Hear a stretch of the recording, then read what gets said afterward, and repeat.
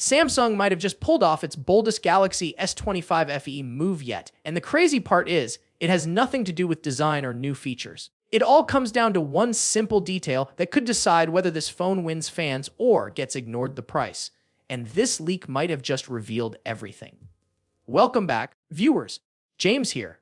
Don't forget to hit like, share this video with your fellow tech fans, and subscribe for more deep dives just like this. So here's the scoop. After months of speculation, endless renders, and spec leaks, we finally have the missing puzzle piece: how much the Galaxy S25 FE might actually cost. And if this leak is accurate, it could be very good news for anyone who's been holding out. According to a new listing, Samsung isn't raising the price at all. The base model is still expected to start at $649, with the higher storage version at $799. No increase, no surprise hikes. That alone feels like Samsung pulling off a rare win for consumers, especially when you consider tariffs and rising production costs could have easily pushed it higher. But here's where things get interesting. The FE series has always had this tricky balance. It's supposed to feel premium without stepping on the toes of the main Galaxy S lineup. Price it too high, and you wonder, why not just grab the regular Galaxy S25? Price it too low, and suddenly it doesn't feel like a flagship experience.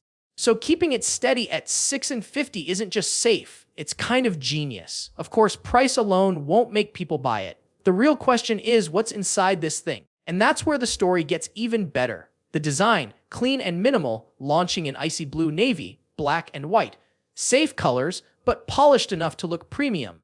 The cameras, a legit triple setup, 50MP main with optical image stabilization, a 12MP ultrawide, and an 8MP telephoto with 3x optical zoom. For a fan edition, that's actually impressive and covers pretty much every shooting scenario. The display continues Samsung's streak, a 6.7-inch dynamic AMOLED 2X panel, Silky 128's refresh rate, Gorilla Glass Victus Plus on top, and yes, HDR visuals that'll make Netflix binges feel extra crispy. It's the kind of screen that reminds you why Samsung is still the display king.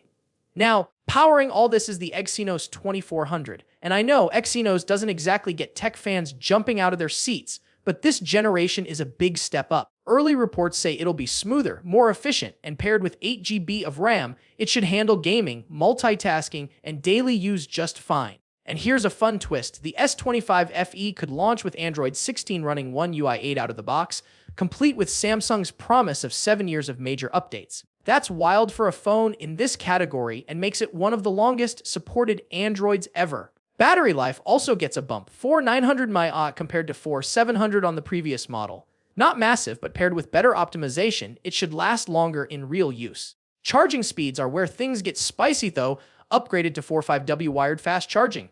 That's nearly double the speed of the last FE, and it puts this phone much closer to true flagship territory. Wireless charging is sticking to 50W, which is fine, but honestly, that wired upgrade is a game changer. Here's something you don't often see: the S25 FE is reportedly lighter than its predecessor by 20 grams, even with a bigger battery. That's a design flex if I've ever seen one.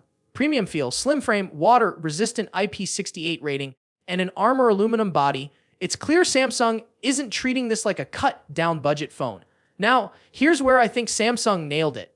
With all these upgrades, it still lands at that sweet $650 price point. Not $700, not $750, just enough below the main Galaxy S25 to make you stop and think. And with discounts, trade-in deals, or carrier offers, this could end up being one of the most value-packed Samsung phones of the year.